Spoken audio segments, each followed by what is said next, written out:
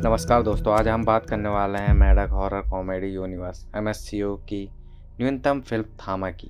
यह फिल्म खुद को एक ब्लडी रोमांटिक हॉरर कॉमेडी बताती है, जिसमें हॉरर और कॉमेडी के साथ एक्शन और रोमांस का भी मिश्रण है। साथ ही इसमें कई कैमियो दृश्य है जो यूनिवर्स की फैंस को खूब पसंद आए। तो चलिए बिना समय गवाए फिल्म की पूरी कहानी और उसके मुख्य मोड़ समझते हैं। अगर आप चैनल पर नए हैं तो सब्सक्राइब करना ना भूलें। वीडियो को लाइक करें और कमेंट में बताएं कि आपको थामा कैसी लगी। फिल्म की शुरुआत 383 ईसा पूर्व से होती है, जहां सिकंदर की सेना एक घने जंगल में अपने भारतीय सेवक शंभू के साथ घुसती है, लेकिन एक नुकीले दांतों वाले राक्षसी जीव द्वारा पूरी सेना का सफाया हो जाता है। यह जीव सिकंदर को भारत पर कब्जा करने से रोकता है। आगे बढ़ते हुए फिल्म वर्तमान समय पर हम पहुंचती है, जहां हम एक न्यूज़ एंकर आलोक बन्नी को देखते हैं। वह अपने दोस्तों के साथ उसी जंगल के पास भूतिया रील बनाने की कोशिश करता है, लेकिन रील खराब होने से वह मजाकिया बन जाती है और वायरल हो जाती है। इसे आलोक की बदनामी हो जाती है। इसी दौरान जंगल में एक भयानक भालू आलोक पर हमला कर देता है। आलोक के दोस्त डरकर भाग जाते हैं और वह खुद जंगल में गहराई तक भागता है। भालू उसे घायल कर देता है, लेकिन आलोक एक पेड़ के नीचे छिप जाता है।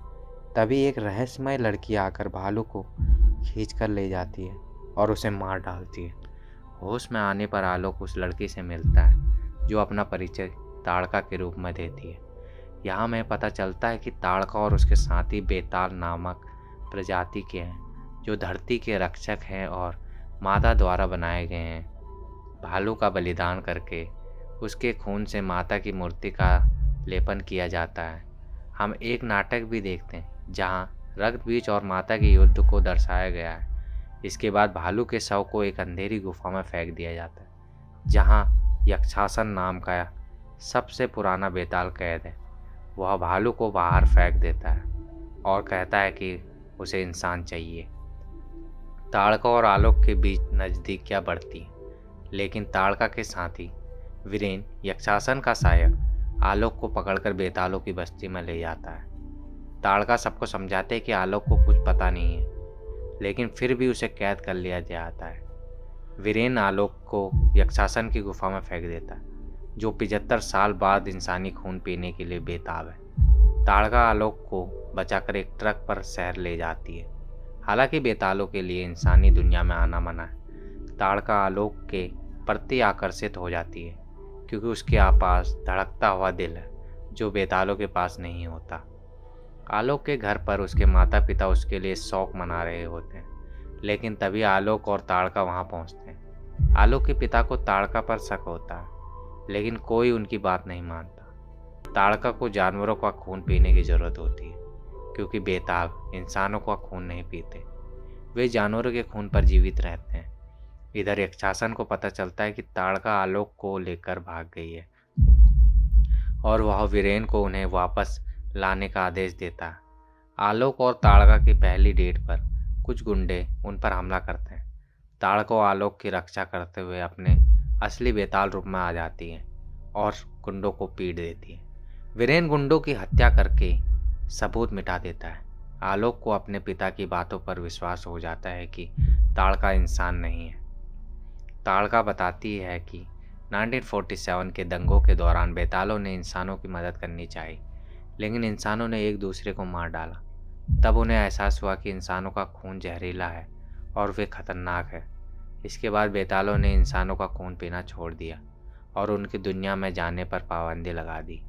यक्षासन ने यह नियम तोड़ा था और इंसानों का खून पीकर एक सेना बनाना चाहता था। उसे मंत्रों की मदद से बेड़ियों में जकड़कर शापित गुफा में कैद कर दिया गया था। यहाँ एक नियम भी यह है कि अगर किसी बेताल ने किसी इंसान को काट लिया तो यक्षासन की कैद खत्म हो जाएगी और वह बेताल कैद हो जाएगा। इसी बीच गुंडों की हत्या की जांच कर रहे पुलिस अधिकारी पीके यादव आलोक के घर आते हैं। वह ताड़का को अकेले में ले जाते हैं और एक कोड वर्ड बोलते हैं, जिससे पता चलता है कि पीके यादव खुद भी एक बेताल है। वह ताड़का को बताते हैं कि वह पिछले 172 सालों से इंसानों और बेतालों के बीच संतुलन बनाए हुए हैं और ताड़का नियम तोड़ रही है। वह ताड़का को वापस भेजना चाहते हैं। आलोक ताड़का को बचाने के लिए पीके यादव के साथ जाता है, लेकिन रास्ते में कार दुर्घटना हो जाती है। आलोक की मौत हो जाती है, लेकिन ताड़का उसे बचाने के लिए मजबूरन उसे काटकर एक बेताल में बदल देती है। इससे बेतालों की गुफा में रखी अग्नि जल उठती है, जिससे यक्षासन को खुशी होती है कि वह आज़ाद हो जाएगा और ताड़का अगले 100 साल तक कैद रहेगी। अब आलोक बेताल बन चुका है। उसमें सुपर स्पीड, ताकत और तेज सुनने की क्षमता आ जाती है। उसे धूप से परेशानी होने लगती है और वह खून पीने लगता है। पीके यादव आलोक और ताड़का को अपने सीक्रेट कम्युनिटी क्लब में ले जाते हैं, जहां आलोक को पुराने इतिहास के लोगों का खून पिलाया जाता है, जिसमें अलेक्जेंडर का खून भी शामिल है। यहाँ हम नौरा फतेही, चंद्रैनी की रानी को भी बेताल के रूप में देखते हैं। आलोक के पिता अपने बेटे को बचाने के लिए hand of God Bhediya universe का किरदार के पास जाते हैं, जहां जना भेड़िया यूनिवर्स से भी मौजूद होता है। हेड ऑफ गार्ड बताते हैं कि बेताल कभी इंसान नहीं बन सकते। इसी दौरान जना को पता चलता है कि भेड़िया भास्कर की शक्ति बढ़ाने के लिए उसे बेताल का खून पीना होगा। जना को आलोक का पता मिल जाता है। आलोक का पीछा वीरेन कर रहा होता है, लेकिन तभी भेड़िया भास्कर आलोक के सामने आ जाता है।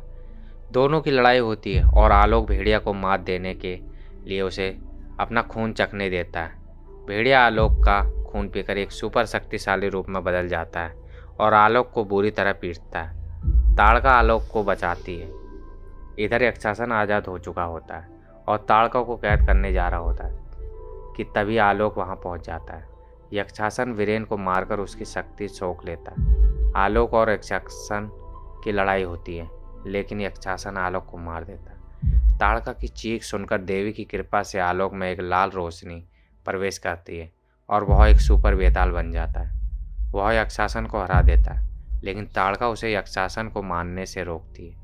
आलोक वह पहला बेताल बन जाता है जिसका दिल धड़कता है और जिसकी भविष्यवाणी पहले से की गई थी। यक्षासन को फिर से कैद कर लिया जाता है, लेकिन तभी सरकटा मुंजिया यूनिवर्स से प्रकट होता है और यक्षासन को अपने साथ ले जाता है। आलोक को पता चलता है कि यक्षासन से लड़ने के लिए उसे भेड़िए का खून पीना होगा। फिल्म के अंत में एक टीचर दिखाया जाता है कि शक्तिशाली नामक नई फिल्म आने वाली है, जिसमें सयारा और अनित शामिल होंगे। तो दोस्तों, यह थी थामा मूवी की पूरी कहानी। निजी तौर पर यह फिल्म एमएससीयू की अब तक की सबसे कमज़ोर कड़ी लगी। कहानी बहुत पतली है और इससे कुछ मिनटों में समझाया जा सकता है।